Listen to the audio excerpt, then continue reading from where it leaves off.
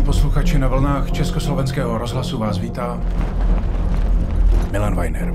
Stojíme! My v redakci Mezinárodního života věříme, že vy, naši posluchači jakéhokoliv věku, o lži nestojíte.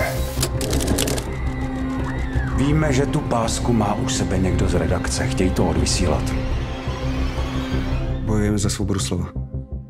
Jako vy. Jedem všechno k rampě! Jeď! Začali si prověřovat všechny lidi z vaší redakce. Kabelku! Kde je ta páska?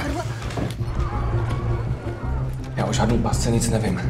Tomáši, přece mě v tom nenecháte. Já přece nebudu na nikoho donášet. Jestli se z rádia ozve tohle, nechám vypnout vysílače. Dříve jsem měla nějak ve všem jasno. A jak poznáš, že ti to dává smysl? Že je to pro mě ta nejjednodušší věc na světě. Může být i nebezpečná. Dobrá práce, přátelé.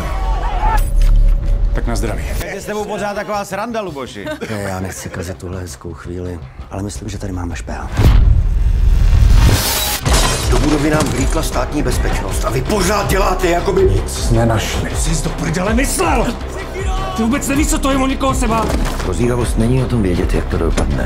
Odpojili nás. Prozíravost znamená být připravený na všechny varianty. Jsme s vámi.